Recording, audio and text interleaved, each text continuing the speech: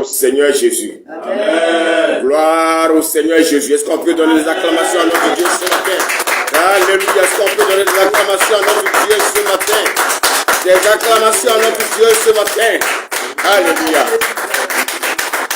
Merci Seigneur.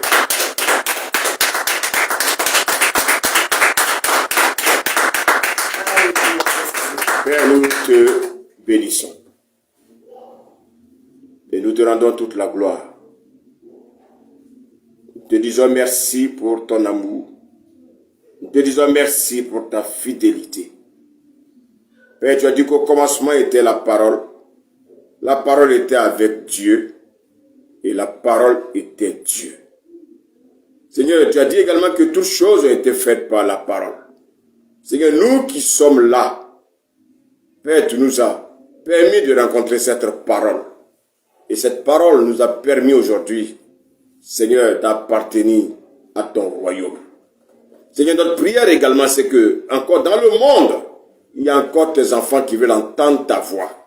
Voilà pourquoi, Père, ce matin, je m'abandonne entre tes mains, afin que, Père, que tu me conduises par ton esprit. Tu as dit que ta parole est esprit et vie. Seigneur, me voici. Parle au travers de moi. Parle à tes enfants. Parle au cœur de tes enfants. Et que ton règne vienne au nom de Jésus. Amen. Amen. Alors, bien-aimés, ce matin, nous voulons vraiment bénir le Seigneur. Et nous voulons vraiment remercier Dieu pour la grâce qu'il nous fait de nous disposer d'être dans sa présence afin, bien-aimé, d'apporter sa parole. Alors, bien-aimé, je voulais vous dire une chose. Ce monde est un monde qui est dans la distraction. Oui, ce monde est dans la distraction. Et les chrétiens également accompagnent ce monde aussi dans la distraction. Voici pourquoi, bien-aimé, nous devons ouvrir les yeux. Nous devons vraiment nous disposer pour ne pas tomber dans le piège de l'ennemi. Ce matin, le Seigneur va nous conduire dans le livre de Jean. Jean 13, et je vais demander à Thomas de m'accompagner dans la lecture. Jean 13, on va lire du verset 3 au verset 14. Jean 13, à partir du verset 3, je lis la parole du Seigneur. Amen. Jésus savait que le Père avait tout remis entre ses mains, Oui, qu'il était venu de Dieu et qu'il retournait vers Dieu. oui, Il se leva de table, quitta ses vêtements et prit un linge qu'il mit autour de sa taille. continue. Ensuite, il versa de l'eau dans un bassin et il commença à laver les pieds des disciples et à les essuyer avec le linge qu'il avait autour de la taille. Très bien, continue. Il arriva donc vers Simon-Pierre qui lui dit « Toi, Seigneur, tu me laves les pieds. » Jésus lui répondit « Ce que je fais, tu ne le sais pas maintenant, mais tu le comprendras par la suite. » Très bien, continue. Pierre lui dit « Non, jamais tu ne me laveras les pieds. » Jamais tu me le laveras les pieds. Continue. Jésus lui répondit « Jésus lui répondit, vas-y. Si je ne te lave pas, Si je ne te lave pas, oui, tu n'auras pas de part avec moi. tu n'auras point de part avec moi. Continue, verset 9. Simon-Pierre Que de se laver les pieds pour être entièrement. c'est celui qui était prêt à le trahir. Voilà pourquoi il dit « Vous n'êtes pas tous purs. » Après leur avoir lavé les pieds, il reprit ses vêtements, se remit à table et leur dit « Comprenez-vous ce que je vous ai fait? Vous m'appelez maître et seigneur, et vous avez raison, car je le suis. Amen. Amen. Il dit, vous m'appelez maître et Seigneur. Vous savez, souvent les gens luttent encore pour savoir que Jésus est Dieu. Ils luttent. Mais un jour, je vais prendre mon temps. Venez. Vous parlez de Jésus.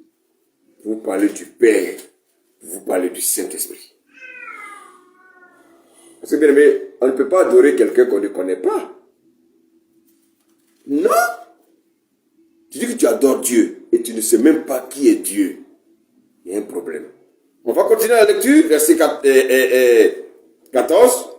Si donc je vous ai lavé les pieds, Si donc je vous ai lavé les pieds, moi, le Seigneur et le Maître, et moi le Seigneur et le Maître, oui, vous devez aussi vous laver les pieds les uns aux autres. vous avez entendu, le Seigneur dit, si donc je vous ai lavé les pieds, moi, virgule, le Maître et le Seigneur, il dit, vous devez aussi vous laver les pieds les uns aux autres.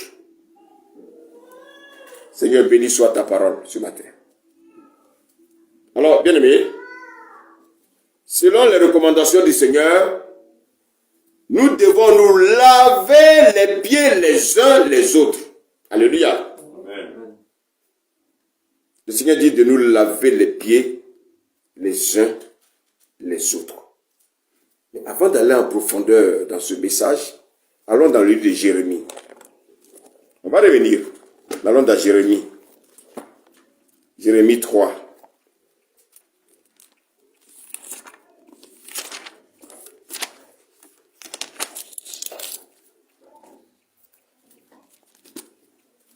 Jérémie 3.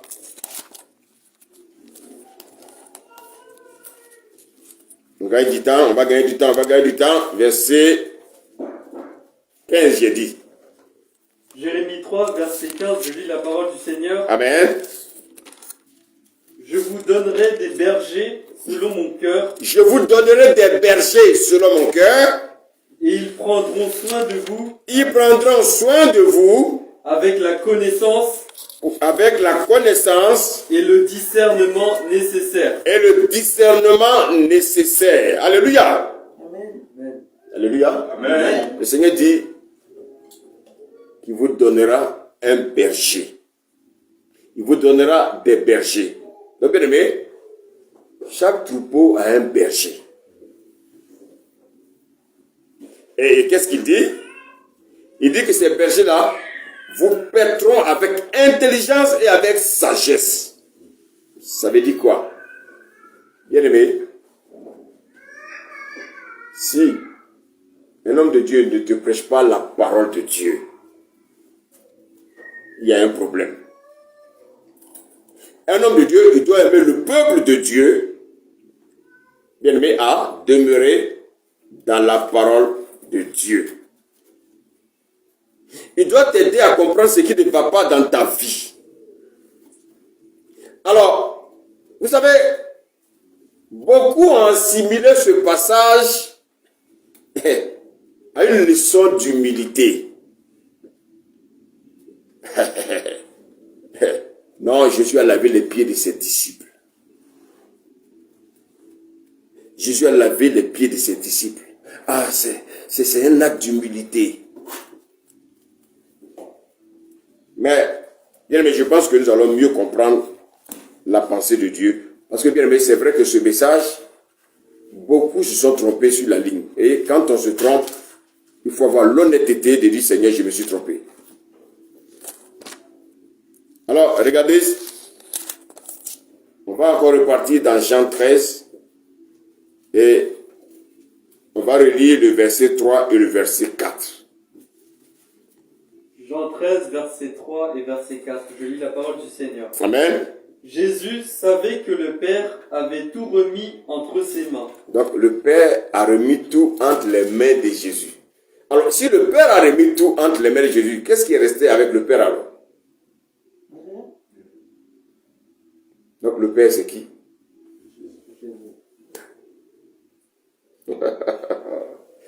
Ah, les gens sont perdus. Alors, donc la Bible nous dit ici que Jésus, virgule, qui savait que le Père avait remis toutes choses entre ses mains, continue, Qu'il était venu de Dieu qu'il était venu de Dieu et qu'il retournait vers Dieu. Oh, la parole de Dieu elle est toute puissante. Regardez ce qu'il nous dit au verset 4, oui. Il se leva de table, Il se leva de table, quitta ses vêtements quitta ses vêtements et prit un linge et il prit un linge. qu'il mit autour de sa taille. Oui. Ensuite, Ensuite, il versa de l'eau il versa de l'eau dans un bassin dans un bassin et il commença à laver les pieds des disciples et à les essuyer avec le linge qu'il avait autour de sa taille. Merci Seigneur. Vous avez vu, la parole est précise. La Bible nous dit ici que Jésus va verser de l'eau dans un bassin. Il se mit à laver les pieds des disciples. Et qu'est-ce qu'il va faire? Il va les essuyer avec le linge dont il était saint. Jésus, qu'est-ce qu'il a fait? La Bible dit que ils étaient en train de souper. Je vous pose la question, le souper a lieu à quelle heure? Quand on prend un souper, c'est à quelle heure? C'est le soir. Donc la Sainte Seine a été prise le soir. Bon, maintenant, je vous pose la question. La Bible nous dit ici quelque chose de précis. La Bible dit, se levant de table. Alléluia. Se levant de table. Donc Jésus s'est levé de table. Mais attends, je vous pose la question.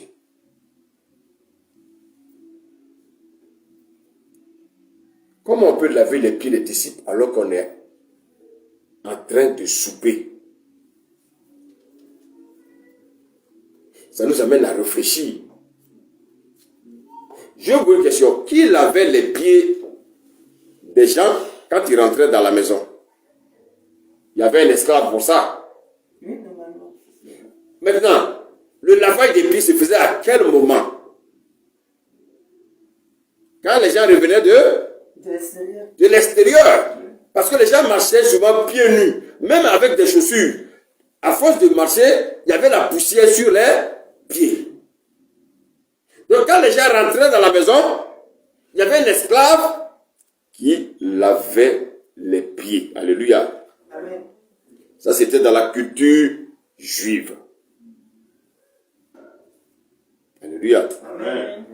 Alléluia. Amen. Donc les gens, ils venaient de l'extérieur. Et de l'extérieur, lorsqu'ils rentrent à l'intérieur de la maison, c'était la coutume juive, il fallait laver les pieds. Et c'est un esclave qui le faisait. Alléluia. Amen. On dit Jésus se leva de table. Donc s'il se leva de table, c'est qu'il était en train de manger. Alléluia. Amen. Donc ils sont déjà à l'intérieur de la maison. Cela signifie quoi? Quand on dit que Jésus s'est levé, qu'il a lavé les pieds de ses disciples, qu'est-ce que cela signifie? Bien-aimés, qu'est-ce que cela doit nous apporter, nous, aujourd'hui, en tant que chrétiens? Qu'est-ce que nous devons comprendre? Le souper ne se prend pas, bien-aimé, le matin. Le souper se prend dans la soirée. Et la Bible nous dit ici que Jésus va se lever. Pendant qu'il est en train de souper, il va se lever et qu'est-ce qu'il va faire? Il va prendre une bassine remplie d'eau. Il va attacher donc, bien aimé, un linge à sa hanche. Et qu'est-ce qu'il va faire? Il va laver les pieds de ses disciples.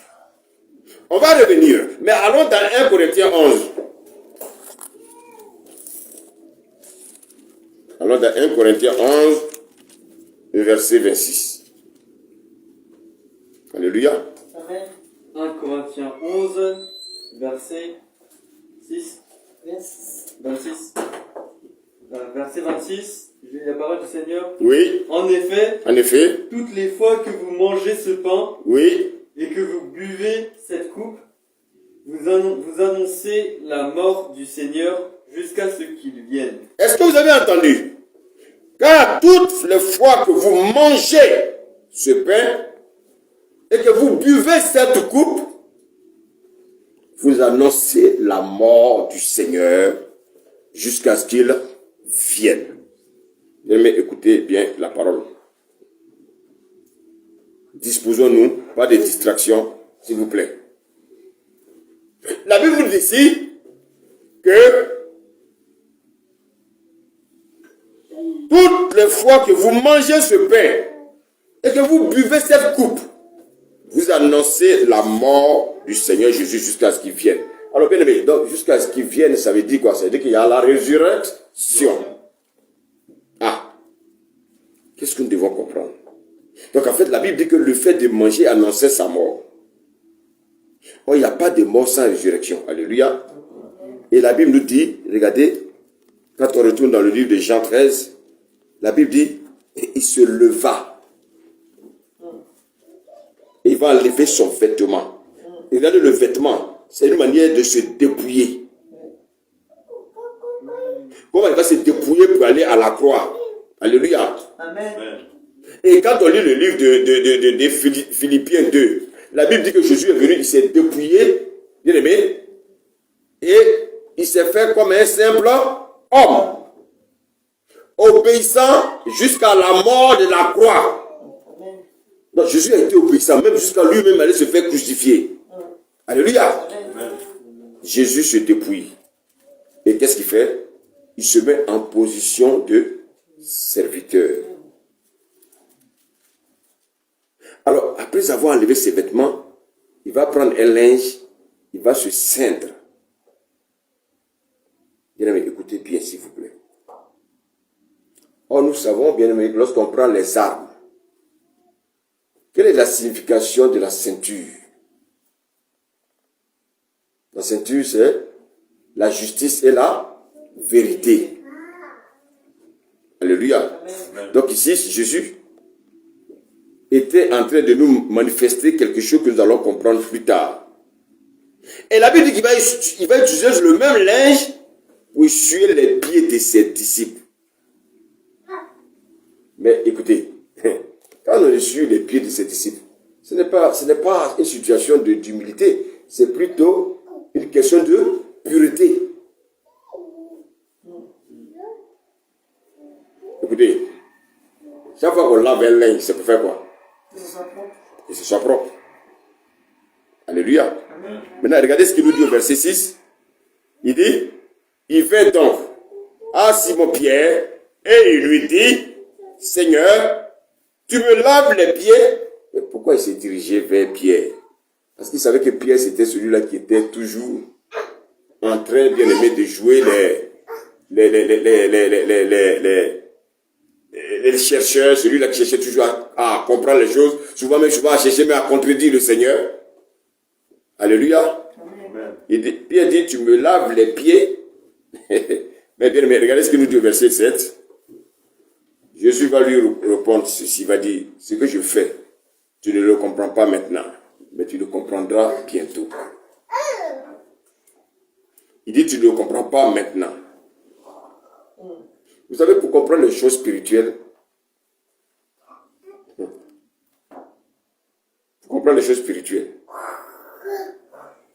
ce n'est pas avec l'intelligence humaine. Vous savez, beaucoup pensent qu'ils sont spirituels, mais ils sont des hommes charnels. C'est pas avec l'intelligence humaine, intellectuelle, qu'on comprend les choses de Dieu, mais c'est à travers la révélation de la parole et qu'on peut comprendre les choses de Dieu. Alors, Pierre pensait que Jésus voulait laver entre ses orteils, ses aisselles, tout ça. Non. Non. Jésus est en train de dire à Pierre, ce n'est pas une question d'humilité, mais laisse-moi faire ce que j'ai à faire. C'est pas une question de oui, Dieu est humble, mais Dieu, on sait que c'est déjà sa nature.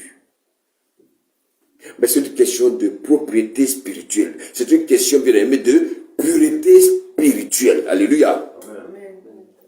Pierre dit, non, jamais tu me laveras les pieds.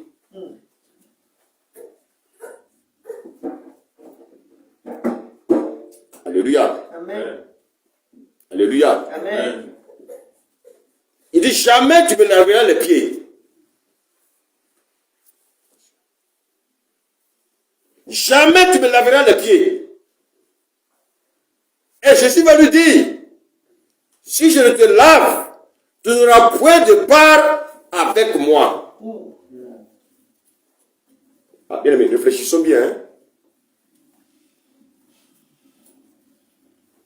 On est trop dans la distraction. On est trop dans la distraction. C'est-à-dire, souvent, les gens pensent que quand ils viennent à l'église, ils viennent pour quelqu'un. Non, on ne vient pas à l'église pour quelqu'un. Non. On est trop dans la distraction. Jésus dit que si je ne lave pas les pieds, tu n'auras pas point de part avec moi. Ça veut dire quoi? Si je ne te lave pas les pieds, tu seras séparé d'avec moi. Oh, est-ce que quelqu'un me suit ce matin? Amen. Allons dans Isaïe 59.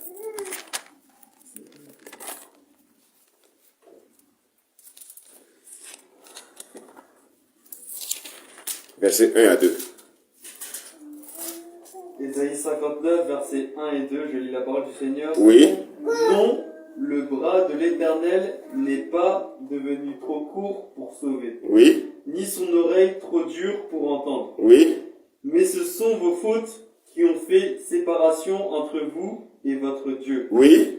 Ce sont vos péchés qui vous l'ont caché et l'ont empêché de vous écouter. Bien aimé. Le Seigneur est en train de nous parler. Jésus dit que je vous lave les pieds afin que vous ayez une part. Afin que vous ayez un territoire. Vous savez, beaucoup n'ont pas de territoire. Vous savez pourquoi? Parce qu'on ne les a pas lavé les pieds. Pourquoi les gens sont encore malades? Pourquoi les gens souffrent? Pourquoi les gens, en fait, ne sont pas encore stabilisés pour les choses de Dieu? La Bible dit qu'à la croix, Jésus est devenu pécheur pour que de seul fils qu'il était, alléluia, Amen. nous aussi devenons aussi les fils de Dieu. Et pour cela, il fallait qu'il paye le prix. Mais vous devez répéter une chose. Un serviteur, il va beau travailler dans la maison de son patron. Il ne peut jamais devenir l'héritier de son patron. Pour être un héritier, il faut être un fils. Alléluia. Même pas un enfant, mais un fils. Parce qu'on ne confie pas l'héritage à des enfants.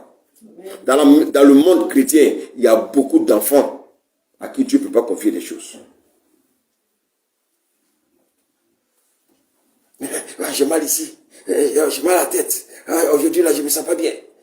Bien aimé, tu es encore un enfant. Ce sont les enfants qui se plaignent.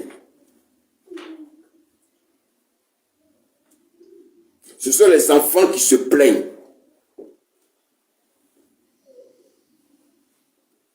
On voit des gens souvent qui ont des mal, qui ont des maux de tête, mais ils se lèvent à 5 heures du matin pour aller travailler. Vous voyez combien de fois l'homme est souvent insensé. C'est dommage. Les gens se débattent. Vous savez pourquoi? Parce qu'ils n'ont pas découvert la part qu'ils ont avec Jésus. Est-ce que tu sais pourquoi tu as des blocages? Est-ce que tu sais pourquoi tu as des blocages? Écoute-moi. Toi qui m'écoutes, tu sais pourquoi tu as des blocages? Simplement parce qu'on ne t'a pas encore lavé les pieds. Alléluia. Pierre va dire au verset 9, il dit, Seigneur, non seulement les pieds, mais encore les mains et la tête. Alléluia. Amen. Encore la main et la tête. Pierre, il ne voulait pas que Jésus lui lave les pieds. Maintenant, il veut que Jésus lui lave maintenant tout son corps. Alléluia. Amen. Verset 10, la Bible dit que, écoutez maintenant bien ce que le Seigneur dit. Il dit, celui qui est lavé n'a besoin que de se laver les pieds pour être entièrement pur. Je reprends ce que Jésus a dit. Écoutez, Jésus dit, il dit, celui qui est lavé n'a besoin que de se laver les pieds pour être entièrement pur. Et vous êtes purs, mais non pas tous.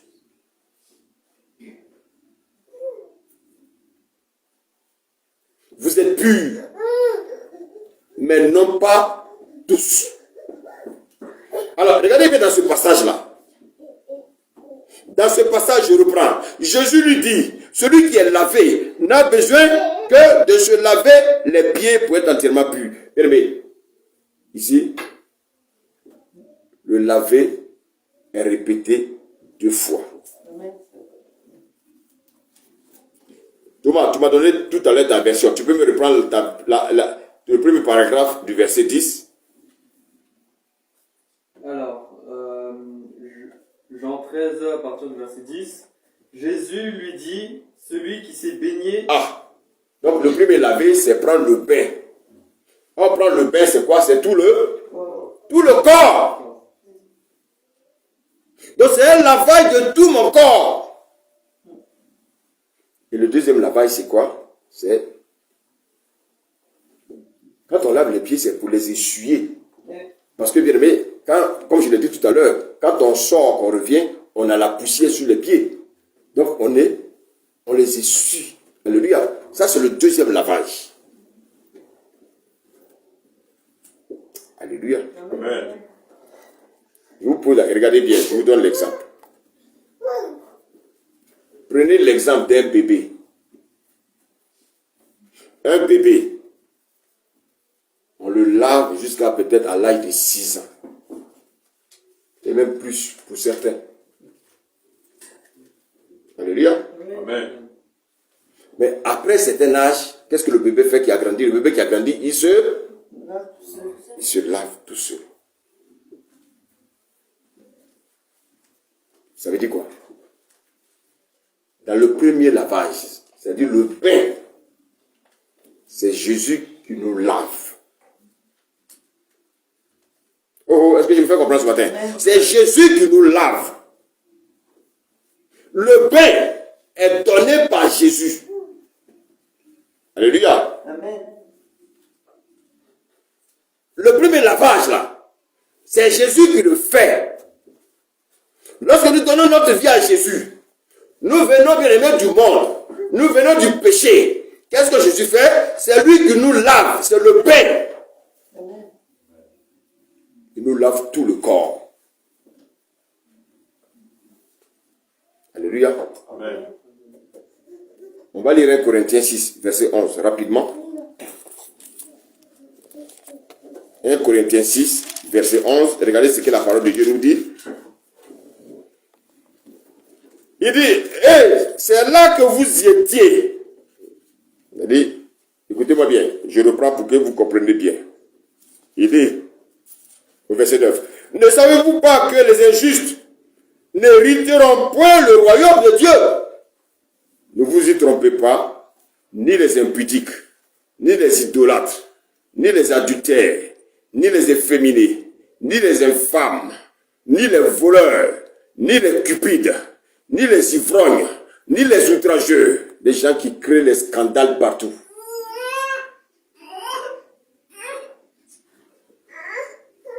Partout où ils passent, ils créent du scandale. Alléluia. Amen. Les ravisseurs. La Bible nous dit ici, bien aimé, qu'ils n'hériteront point le royaume des cieux. Ils ne vont pas hériter le royaume de Dieu. La Bible dit quoi? Maintenant le Seigneur nous rappelle, il dit, c'est là que vous y étiez. Quelques-uns de vous. Mais, vous avez été lavés. Chut. Il dit, vous avez été lavés.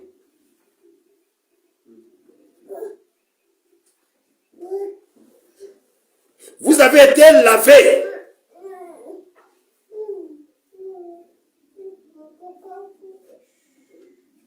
avez été lavé. Mais qui vous a lavé? Mais vous avez été sanctifié. Mais vous avez été justifié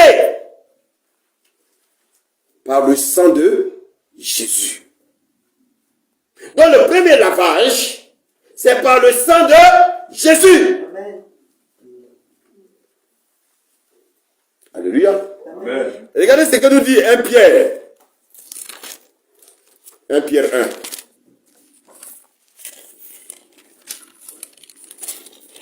1. 1 Pierre 1. Regardez ce que nous dit le verset 18. Thomas, tu peux lire rapidement? 1 Pierre 1, verset 18. Amen, oui. Vous le savez, en effet, Oui, ce n'est pas par des choses corruptibles comme l'argent oui, ou l'or Oui. que vous avez été rachetés oui. de la manière de vivre dépourvue de sens, Dépourvu de sens. Les gens courent derrière l'argent. Ils courent derrière les choses de ce monde. Ce sont des choses dépourvues de sens. Continue. que vous avez transmises vos ancêtres. Mais par le sang précieux de Christ, Ah! Donc c'est par le sang précieux de Christ que nous avons été lavés. Dites Amen. Amen. C'est avec le sang de Christ que nous avons été rachetés. C'est le sang de Christ qui nous justifie. Amen.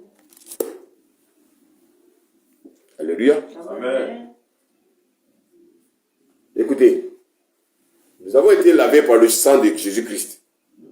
Je vous pose la question, mais comment se fait-il que dans vos vies, ça ne marche pas?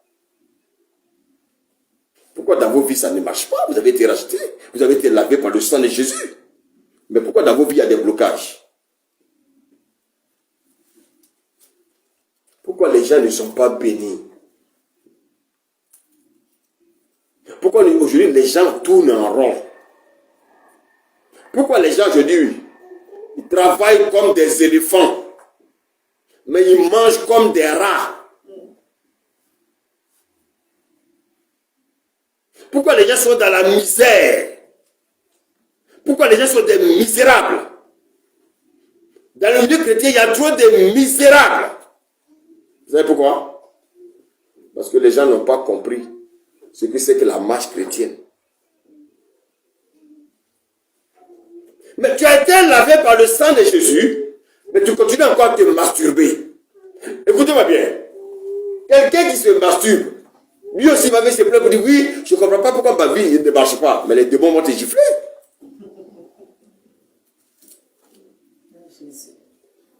Quelqu'un qui est dans l'impudicité, on te dit d'avoir des rapports sexuels. Quand tu vas être dans le mariage, toi tu as des rapports sexuels à tout vent. Et puis tu dis que tu ne comprends pas ce qui ne va pas dans ta vie. Tu penses que tu as trompé ta femme. Quand les enfants sont malades, tu dis que tu ne sais pas pourquoi les enfants sont malades. Tu passes le temps à tromper ta femme. Et rien ne va dans ta vie. Tu tournes en rond. Et puis tu dis, tu ne sais pas ce qui se passe dans ta vie. Les démons vont te gifler. Est-ce que j'ai... Alléluia. Amen. Même les présidents, ils se lavent seuls. Les seuls qu'on lave aujourd'hui, ce sont les bébés. Donc spirituellement, qui est lavé? C'est celui qui est né de nouveau. Donc, tu es lavé à ta nouvelle naissance. Il y a un premier niveau de propriété qui a été réalisé par qui? Par Dieu lui-même. Par Dieu lui-même. Et Dieu c'est qui? Dieu c'est Jésus qui est venu prendre un corps humain. Donc bien aimé, le sang qui a coulé à la croix, c'est avec ce sang que lorsque tu acceptes Jésus, lorsque tu acceptes de marcher avec Dieu, parce que quand on dit Dieu, les gens pensent que c'est... Mais je ne parle pas de Dieu, de Dieu que le diable a fabriqué. Je parle de Jésus. Donc c'est avec le sang de Jésus que tu es lavé pour la première fois de tes souillures.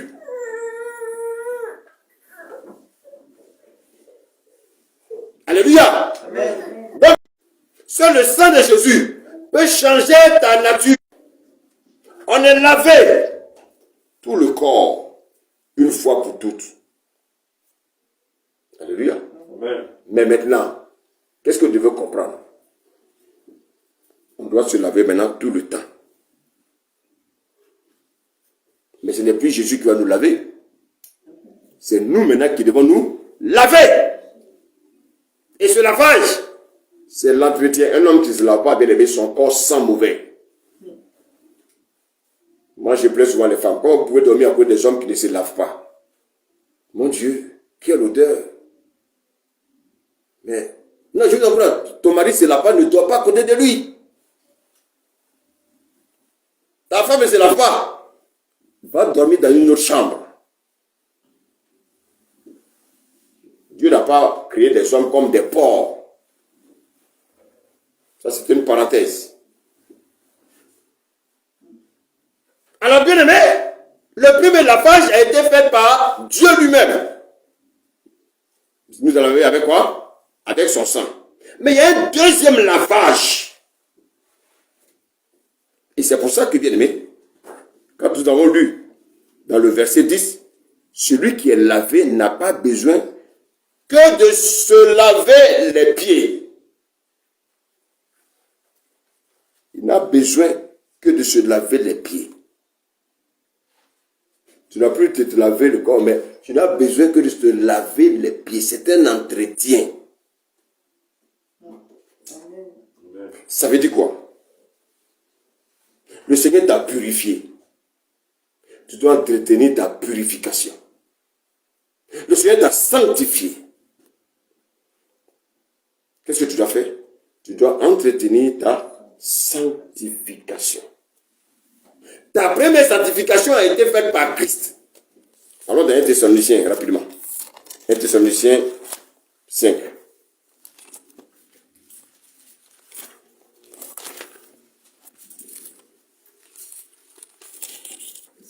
Verset 23. Écoutez bien ce que le Seigneur dit.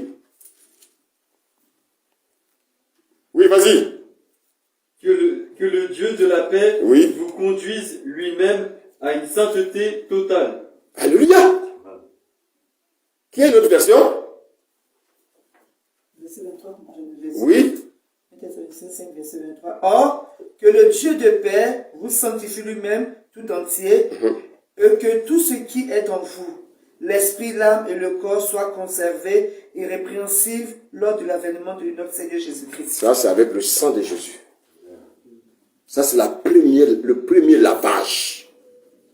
Dieu nous purifie avec le sang de Jésus lorsque nous donnons notre vie à Jésus.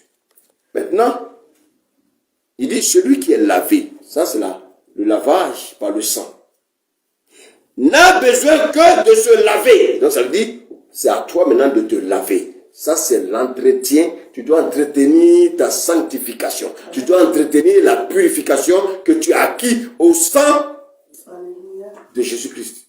Au prix du sang de Jésus, tu as acquis la première sanctification. Maintenant, bien aimé, qu'est-ce qu'il faut faire? Il faut l'entretenir. Alléluia. Amen. Et comment tu dois l'entretenir? En abandonnant ta mauvaise manière de vivre. C'est par la conversion. Alléluia. Regardez l'image du serpent. Vous savez que le serpent, au départ, le serpent ne rampait pas. Alléluia. Mais à cause de l'acte qu'il a posé, le Seigneur dit que tu mangeras la poussière de la terre. Mais la poussière de la terre, c'est quoi? Alléluia. Amen. Vous savez, je vous ai dit tout à l'heure que pourquoi les Juifs lavaient les pieds? C'était pour enlever la poussière. Amen. Alléluia. Amen. Or, le Seigneur a dit quoi? Je veux qu'on le lise, que vous compreniez la pensée de Dieu. Vous ne pouvez pas dire que oui, cet homme-là, il nous invente des choses. Je ne suis pas un inventeur des choses, mais je suis un prédicateur de la parole.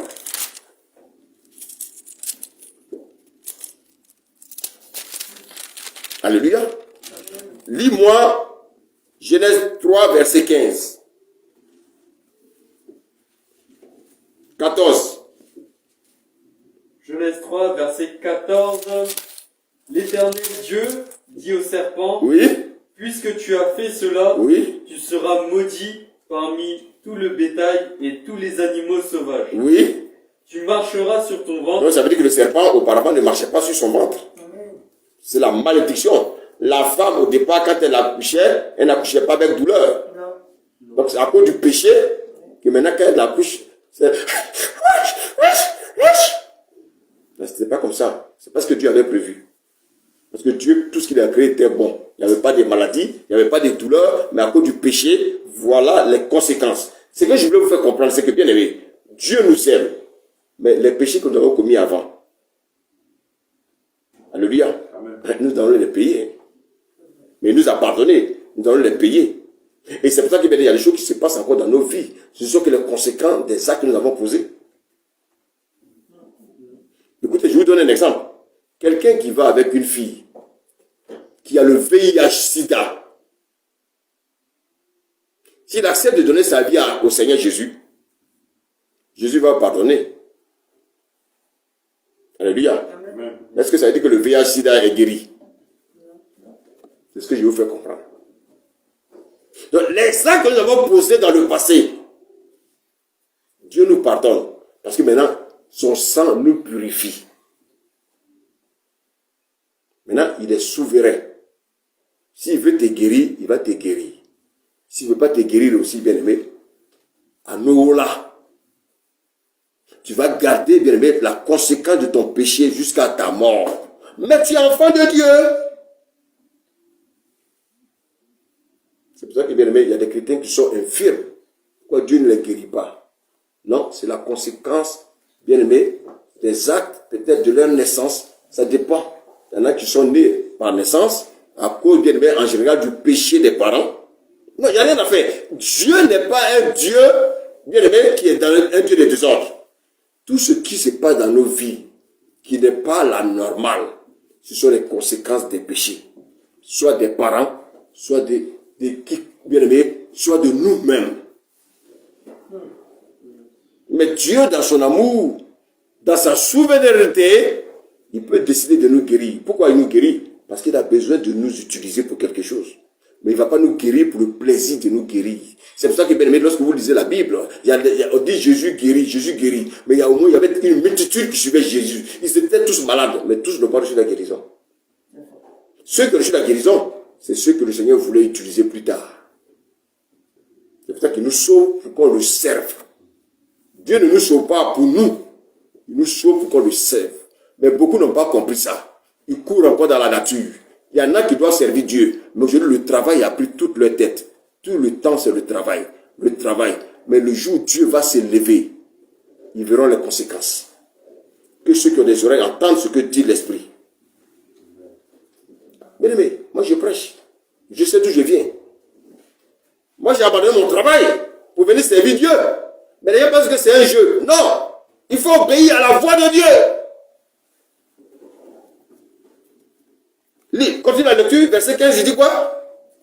Je mettrai l'hostilité entre toi et la femme. Aussi. L'Éternel Dieu dit au serpent, là, tu seras maudit parmi tout le bétail et tous les animaux sauvages. Tu marcheras sur ton ventre et tu mangeras de la poussière tous les jours de ta vie. Ah. Vous avez vu cette malédiction? Ça veut dire quoi? Il dit quoi? Que le diable mangera de la poussière tous les jours de sa vie. Et regardez bien. Je vous ai dit tout à l'heure que quand les gens venaient du dehors, ils lavaient les pieds à cause de quoi? Le Seigneur dit que le diable mangera la poussière tout le temps de sa vie. Ça veut dire quoi? Ça veut dire que si mes pieds ne sont pas dépoussiérés, qu'est-ce qui va se passer? Il va me... Vas-y, oui. Il va nous manger. Donc ça veut dire quoi? Si tu ne te sanctifies pas, le diable, il va t'avoir. Amen, amen, amen. Le diable va te manger. Écoutez, souvent vous ne comprenez pas ce qui se passe dans votre vie. Voici la parole. Si tu ne te laves pas les pieds, ça veut dire que tes pieds retiennent la poussière. Le diable va te manger. Parce que la poussière, c'est la nourriture du diable. La nourriture du diable est appelée la poussière. Or, tes pieds sont pleins de poussière.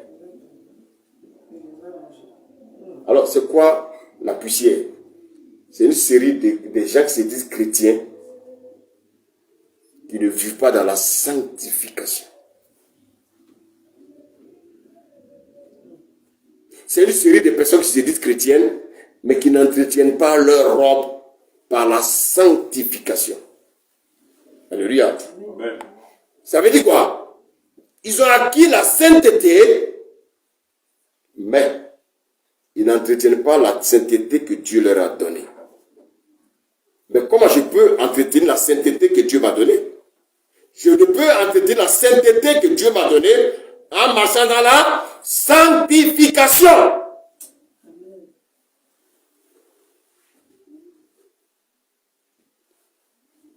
Écoutez, regardez bien, dans une cuisine,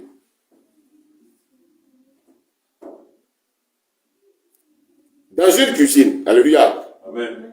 une cuisine qui est sale, parce que malheureusement il y a des femmes, elles ont leur cuisine sale. C'est une honte. Tu rentres dans la cuisine est sale. On attend que le mari vienne nettoyer. Honte!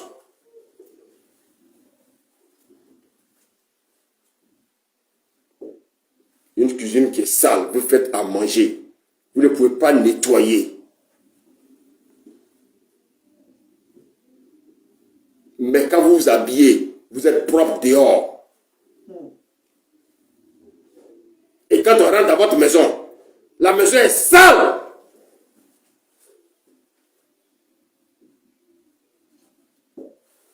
C'est une deuxième parenthèse.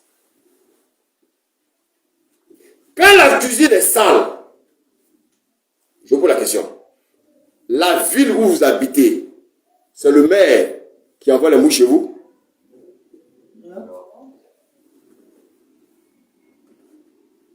Les mouches s'invitent eux-mêmes. Quand il y a du sucre quelque part, c'est le maire qui appelle les fourmis. Ils sont attirés par le sucre. Quand tu vis dans le péché, tu es attiré par le diable. Quand tu ne vis pas dans la sanctification, tu es attiré par le diable. Les démons viennent sur toi. Les gens ne voient pas leur vie avancer. Pourquoi? Ils ne vivent pas dans la sanctification. Ça veut dire quoi? Ils ne se sont pas lavés les pieds. Donc ça veut dire quoi? Le serpent est là. C'est pour ça que, bien aimé, femme, pourquoi tu n'arrives pas à te marier? Tu n'arrives pas à te marier parce que le serpent, quand les gens te voient, ils te voient avec un serpent. Parce que le serpent mange la poussière. Les gens te voient avec un serpent. Tu dis que tu cherches un mari, mais tu n'es pas dans la sanctification. Donc le serpent là te mange. Donc quand les hommes te voient, ils te voient avec un serpent, ils fuient. Tu es une transporteuse de serpents. Parce que tu es la poussière. Tu vis dans le péché. Tes pieds ne sont pas lavés. Tu vas chercher du travail. Les gens refusent. Parce que tu transportes un cobra, un serpent. Tu vas à la préfecture pour avoir un titre de séjour. Les agents de préfecture fuient. Parce qu'il y a une vipère avec toi. Alléluia. Amen. Jésus dit, tout à l'heure on a lu dans Genèse 3, le Seigneur dit, étant Dieu, il y a une partie de toi. S'il y a la poussière, lui Dieu il ne peut rien faire pour toi.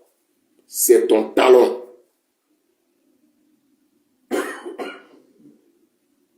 Dans les actes que tu dois commettre, tu vas utiliser ton pied. Il blessera le talon de la nouvelle création. Malheureusement, il y a des prédicateurs bien-aimés de la grâce qui disent quoi? Ils disent qu'on n'a plus rien à faire. Qu'on a été déjà sanctifié, nous on n'a plus rien à faire, on peut vivre la vie qu'on veut, Jésus a déjà pris nos péchés, au bien-aimé, comment on appelle ça, sauvé une fois pour toujours.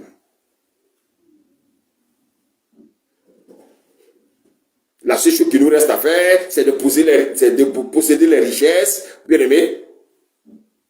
Dites à ces prédicateurs-là que certes, Jésus nous a lavés, mais nous devons maintenant nous laver nous-mêmes. Maintenant, regardez. Si le serpent te blesse le talon, ça veut dire quoi? Ça veut dire que ton sang va couler, n'est-ce pas? Il y aura des plaies au niveau de tes...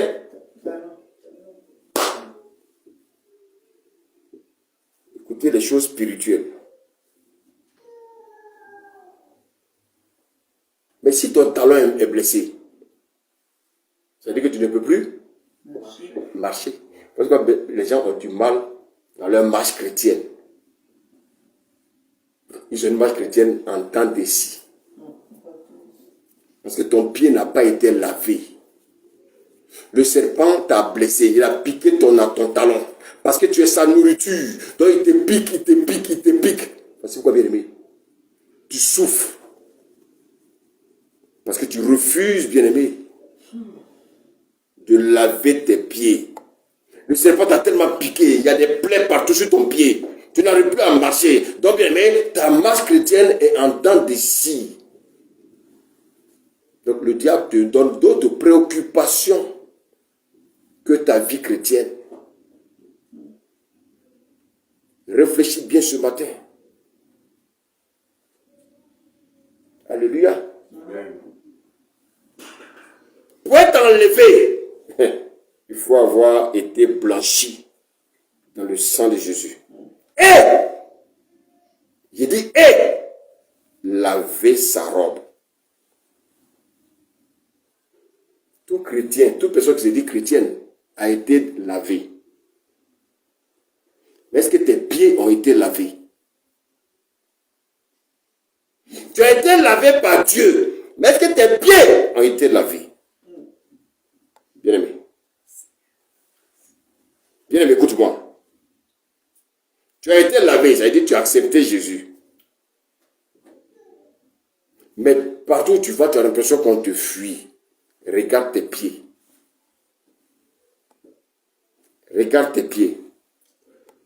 Maintenant, comment on se lave les pieds? Écoutez, pour laver les pieds de ses disciples, Jésus a fait quoi? Il a fait deux choses. Il a versé l'eau dans la bassine. L'eau, c'est pour mouiller les pieds. Alléluia. Amen. Alléluia. Amen. Oh. Il a rempli la bassine d'eau. La bassine d'eau là, c'était pour mouiller les pieds de qui? Maintenant, la Bible dit qu'il a pris une serviette qu'il a serein. C'était pour faire quoi? Les essuyer.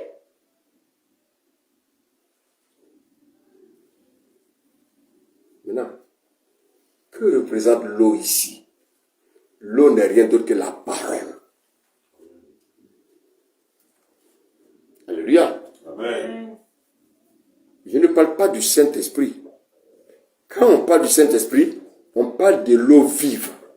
Ici, je ne parle simplement que de l'eau. Or, nous savons quoi? Dans Jean 17, verset 16, la Bible dit quoi? Que l'eau est la parole. Vous le lire dans Jean 17, à partir du verset 16, vous allez voir. Donc, mouiller les pieds, c'est l'exposer à l'eau. Mouiller les pieds, bien aimé, c'est m'exposer à la parole qui donne la vie. La parole de l'évangile du salut. Pas n'importe quel évangile pourri. Le premier lavage change la nature. Le deuxième lavage change ta vie. Amen. J'ai dit, le premier lavage opéré par Jésus change ta nature. Mais le deuxième lavage que toi-même tu opères, c'est pour changer ta vie.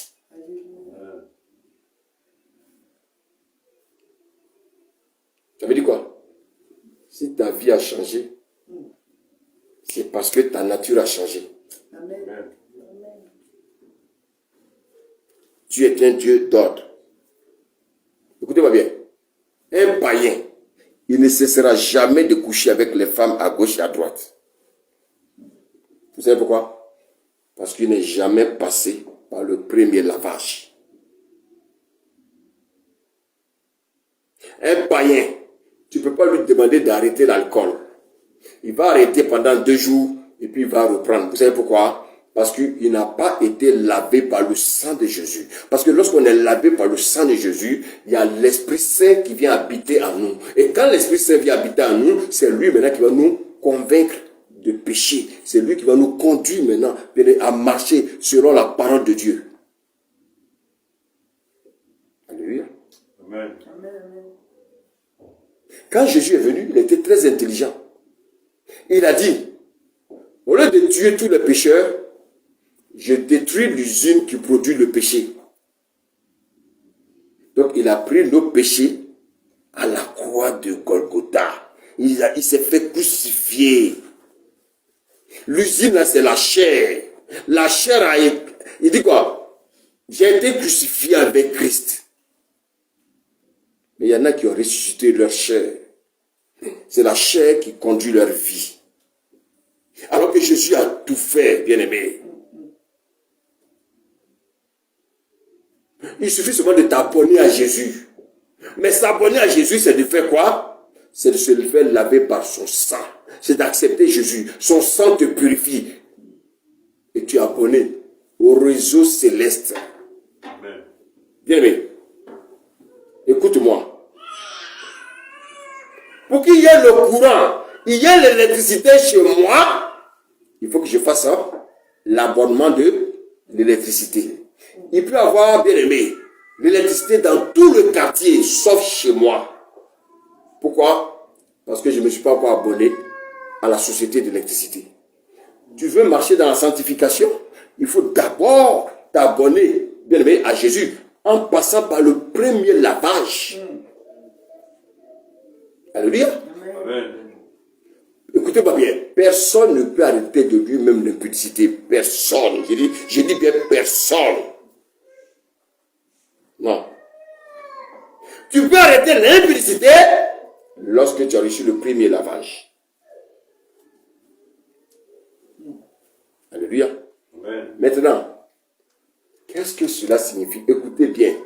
Vous qui m'écoutez, écoutez bien ce que je vais vous dire. Tu peux arrêter l'impudicité. Tu peux même arrêter le péché. Mais tes pieds ne sont pas encore propres. La Bible dit quoi? Qui sont beaux les pieds de ceux qui Annonce la bonne nouvelle. Très bien.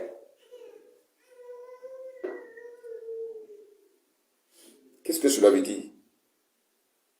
C'est-à-dire que c'est ceux Si tu n'annonces pas la bonne nouvelle, si tu n'évangélises pas, alléluia, Amen. si tu n'annonces pas la bonne nouvelle, si tu n'évangélises pas, tes pieds restent sales.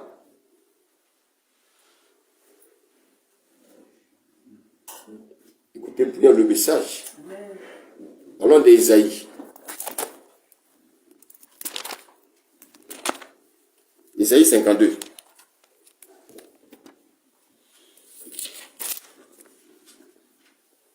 Verset 7. Ésaïe 52, verset 7. Oui, il dit. Ils sont beaux Oui, sur les montagnes, oui, les pieds de celui oui, qui apporte de bonnes nouvelles, Continue qui? qui annonce la paix, Continue. de celui qui apporte de très bonnes nouvelles, Continue. qui annonce le salut, Continue. de celui qui dit à Sion, ton Dieu règne. Écoutez, si tu n'annonces pas l'évangile, en annonçant l'évangile à ceux qui sont dehors. Alléluia. Amen.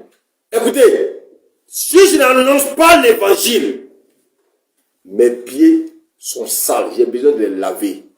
Mais comment je peux les laver? C'est lorsque je vais annoncer la parole. Alléluia. Allons dans Ésaïe 51. Ésaïe 11, pardon. Verset 5. Ésaïe 11, verset 5. Oui. La justice sera comme une ceinture autour de sa taille. Ah, la justice sera comme une ceinture autour de ça. Jésus s'est ceint de quoi? D'un linge au sein de ça.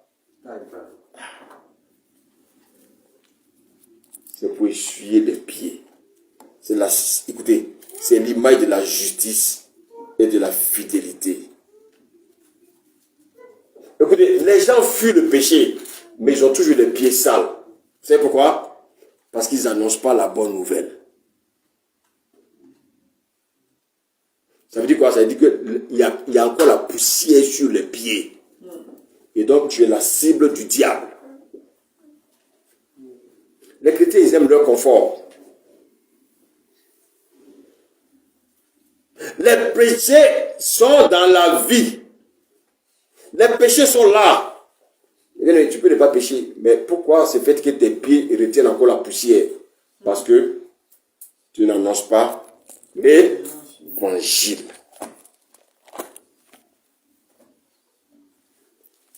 Ah, la marche chrétienne, il y a un prix à payer, frère. Écoutez-moi bien.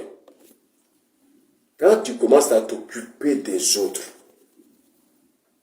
Dieu s'occupe de toi. Quelqu'un me suit ce matin? Quand tu annonces l'évangile, et puis les gens sont sauvés, bien aimé, le Seigneur commence à traiter ta situation. C'est-à-dire, il y a des gens qui ont des besoins, ils ne veulent pas évangéliser. Ils sont couchés chez eux, et ils attendent que Dieu fasse tout pour eux. Toi, c'est quelqu'un qui t'a annoncé l'évangile. Aujourd'hui, tu es dans la maison de Dieu parce que quelqu'un t'a annoncé l'évangile. Mais toi, qu'est-ce que tu fais? Tu es un grand type, quoi. Toi, tu n'as pas à aller parler de Jésus aux gens. Tes pieds sont sales. Ça veut dire que tu es la cible de l'ennemi. Le serpent va te manger. Parce que, bien aimé, si tu n'évangélises pas, tu deviens encore la poussière.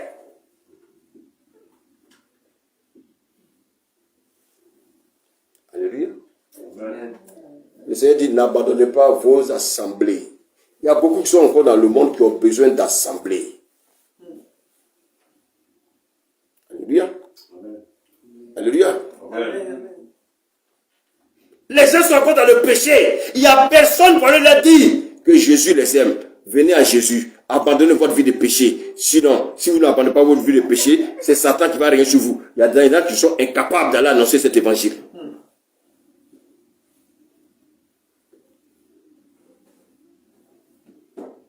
Oh, si on n'annonce pas l'évangile, nous sommes la cible du diable.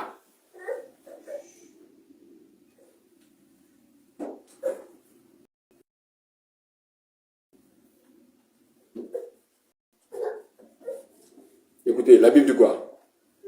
Il y a la joie dans le ciel quand il y a un mariage. Dieu s'en fout du mariage. Ils voient déjà faire des mariages pompeux. C'est parce qu'ils sont inconscients. 5 000 euros, 10 000 euros dans un mariage. Mais ils sont inconscients. Ils n'ont rien dans la tête. Pourquoi? La Bible n'a pas dit qu'il y a la joie dans le ciel quand il y a un mariage. Non. La Bible a dit qu'il y a la joie dans le ciel quand j'ai acheté une voiture. Non. Il y a la joie dans le ciel parce que j'ai une entreprise. Non. Ça n'intéresse pas Dieu. Écoutez, vos choses charnelles, vos choses de la terre n'intéressent pas Dieu.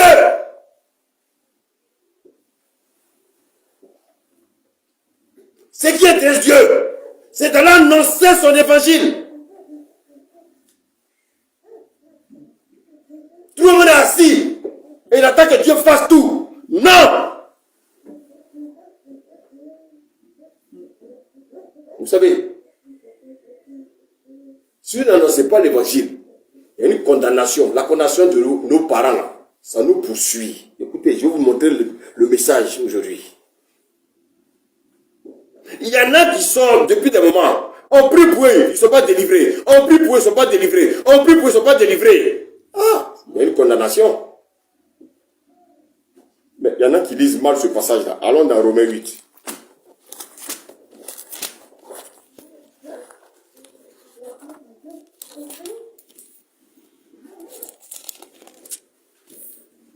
Romains 8, verset 1, dit quoi? Qui sont en Jésus-Christ. Ah. Il n'y a plus de condamnation maintenant pour ceux qui sont en Jésus-Christ. Ça veut dire quoi?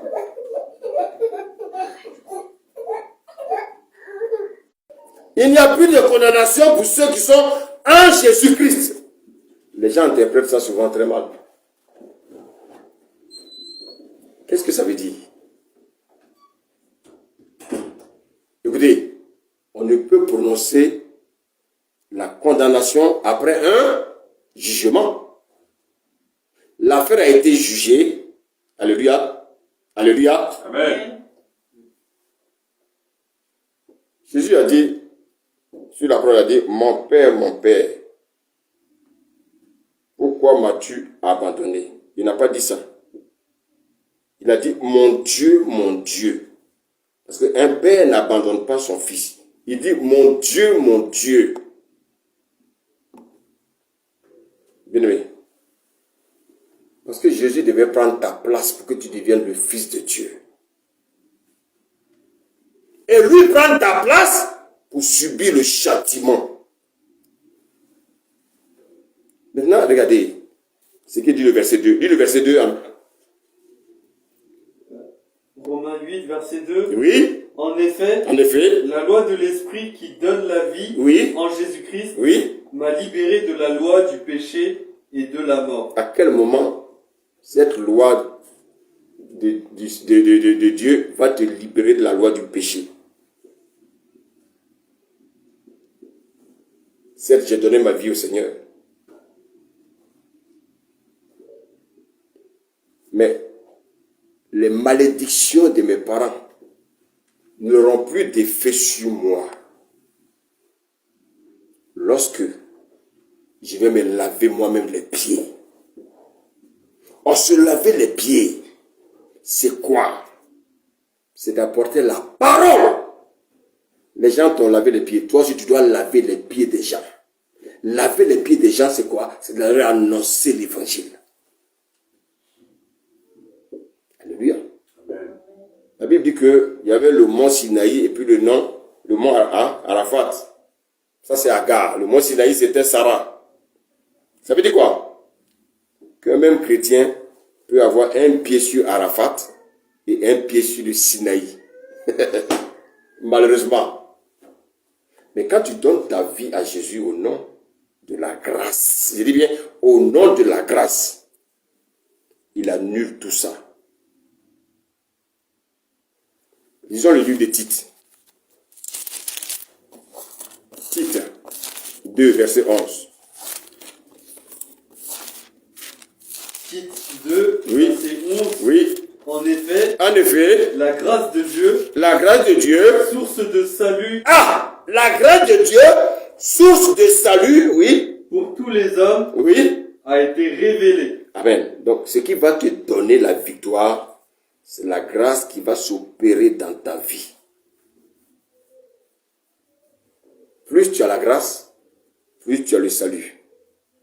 Quand tu prêches l'évangile à quelqu'un, tu permets à Dieu de faire grâce à quelqu'un d'autre.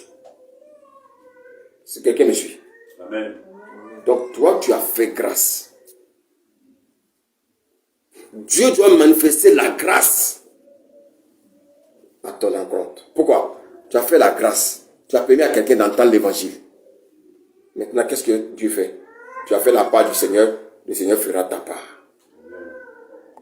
Quand les sorciers t'attaquent, Dieu dit non, mon fils, il a lavé les pieds parce qu'il évangélise. Bien-aimé, allons dans Jacques 2.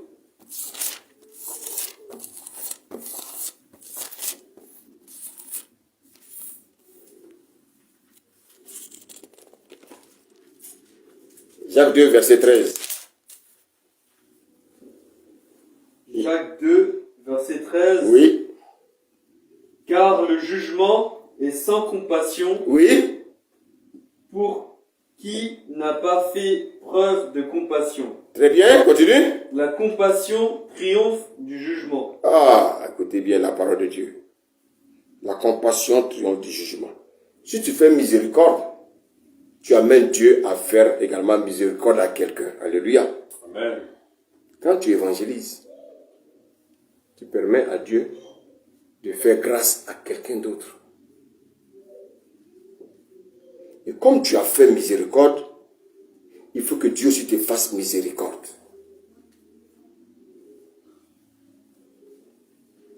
Maintenant, il y a une chose que vous devez comprendre. Et c'est là que je vais terminer. On n'évangélise pas dans la rue pour évangéliser.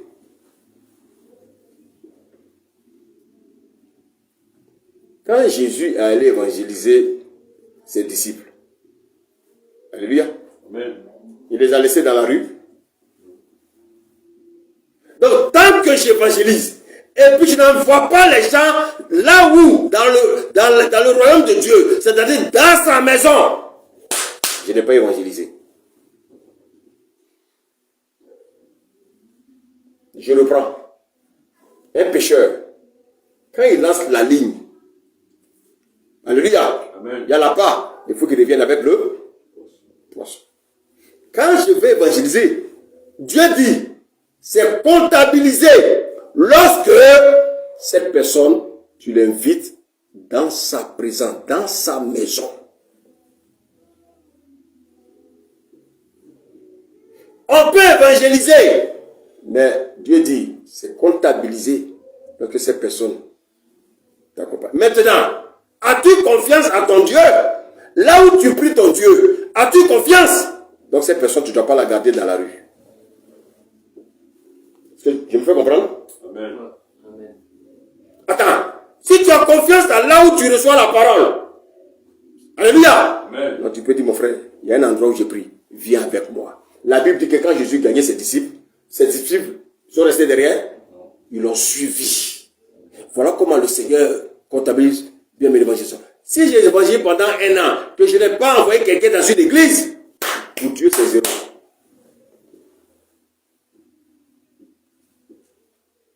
Alléluia. Amen. Mais cela ne doit pas me décourager. Dieu me dit quand je vais évangéliser, je dois dire aux gens, suis-moi où je prie.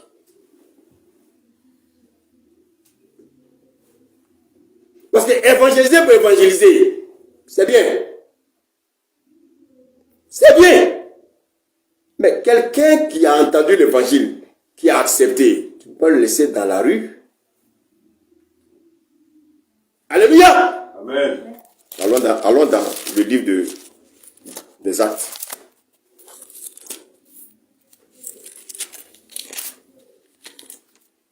Acte 2. Dis-moi le verset 37. Acte 2, verset 37. Oui, Après avoir entendu ce discours, oui, ils eurent le cœur vivement touché oui, et dirent à Pierre et aux autres oui, apôtres, oui, frères, que ferons-nous? oui. Pierre leur dit, Pierre a dit, changez d'attitude changer d'attitude, oui, et que chacun de vous soit baptisé au nom de Jésus-Christ oui, pour le pardon de vos péchés oui. et vous recevrez le don du Saint-Esprit. Continue. En effet, Oui. la promesse est pour vous, La promesse est pour vous, continue. pour vos enfants Oui, et pour tous ceux qui sont au lien, oui, loin, oui, en aussi grand nombre que le Seigneur, notre Dieu, les appellera. continue.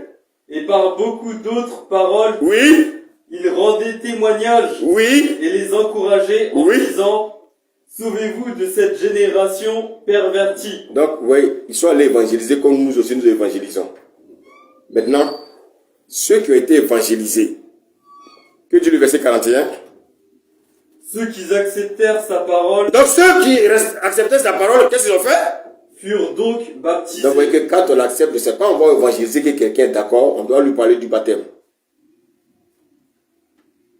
Si la personne dit elle est d'accord, parce que Pierre ici a dit, comme tu crois, maintenant, sois baptisé au nom de Jésus, pour le pardon de tes péchés. Mais si tu laisses la personne dans la rue, tu n'as rien fait. Écoutez, l'évangélisation, c'est pas aller convaincre les gens de discuter. L'évangélisation, c'est de parler de Jésus. Si la personne te dit qu'elle a accepté, bon, mais est-ce que tu es prêt à être baptisé? Il dit, que ferons-nous? C'est pas toi qui dois dire, alors je t'ai baptisé. Quand il va dire, mais mon frère, pourquoi j'ai accepté Jésus? Ah, tu as accepté Jésus. Mais l'acte qui suit, c'est le baptême. Et il ne faut pas le laisser dans la rue. Parce que ces personnes-là, qui ont entendu l'évangile, on ne les a pas laissés dans la rue. Lis-moi le verset 41, il dit quoi? Ceux qui acceptèrent sa parole furent donc baptisés. Continue. Et ce jour-là, le nombre des disciples augmenta d'environ 3000. Ok, verset 42. Ils persévéraient dans l'enseignement des apôtres. Ils persévéraient dans l'enseignement des apôtres. Donc, pour pouvoir persévérer dans l'enseignement des apôtres, il fallait les emmener où? Dans l'assemblée. Donc, tu ne peux pas me dire que tu évangélises. Et puis, il n'y a pas de résultat. Non. Dieu dit, tous ceux qu'on évangélise, ils doivent venir dans sa présence. Et c'est pour ça que l'évangélisation, ce n'est pas fait pour tout le monde.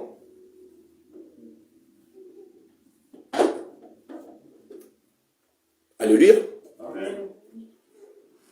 Alléluia. Amen. Quand tu évangélises, tu dois ramener, bien aimé, le poisson au bord. Quand tu pêches, tu dois ramener le poisson au bord. Tu ne peux pas laisser le poisson dans l'eau. Non. Ça veut dire que tu n'as rien fait. Bien aimé. C'est pour ça qu'avant d'aller évangéliser, bien aimé, on se laisse conduire par le Saint-Esprit. Si j'annonce l'évangile, je le fais aussi, hein. Ça, ne le fais pas. J'évangélise dans la rue. Si personne ne me suit, pour moi, je n'ai rien fait. Il faut que la personne accepte de me suivre. Elle me suit jusqu'à dans mon assemblée. Voilà quelqu'un que tu as péché. Tu viens d'évangéliser. Quand Jésus allait gagner ses disciples, s'ils étaient restés encore à la pêche, Jésus n'aurait pas dit que je les ai péchés. Avant tout, devenaient des pêcheurs d'hommes. Ils ont abandonné leur barque et leurs parents pour suivre Jésus. Donc, quand nous évangélisons les gens, il faut que les gens nous suivent. Si les gens ne nous suivent pas, on n'a pas évangélisé.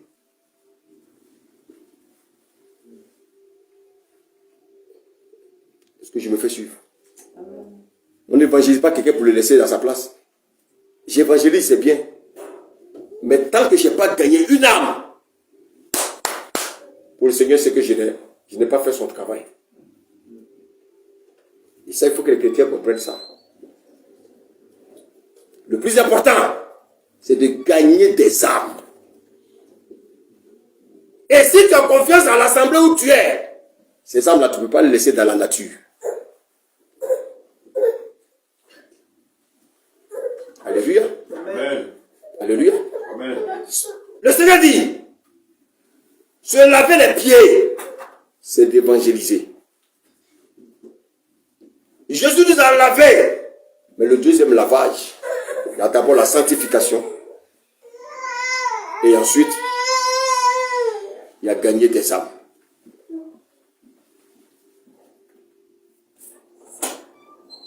Tant que je ne gagne pas des âmes, le diable va continuer à me foudroyer quand il veut. Parce qu'il y a la poussière sur mes pieds. Alléluia. Amen. Voici le secret, bien-aimé, de la vie chrétienne. Et voici pourquoi la Bible dit que il y a la joie dans le ciel lorsqu'un pécheur se repent. Mais si je vais parler de Jésus à quelqu'un et puis la personne ne s'est pas repentie, je n'ai rien gagné. Il faut que les âmes acceptent de me suivre. C'est ça, gagner tes âmes. Alléluia. Amen. Jésus nous a lavés. Par son sang, c'est à nous maintenant de nous laver les pieds. En quoi faisant? En quoi faisant? En vivant dans la sanctification. Amen. Et comment je peux vivre dans la sanctification? En m'imprégnant de la parole, en ayant une intimité avec Dieu. Et la deuxième chose, c'est d'aller évangéliser. Parce que les gens aussi ont besoin qu'on leur lave les pieds. Amen. Laver les pieds des gens, c'est d'aller annoncer l'évangile. Alléluia. Il dit qu'ils sont beaux les pieds de ceux qui annoncent l'évangile. Que le Seigneur vous garde, qu'il vous bénisse. Amen. Amen. Amen.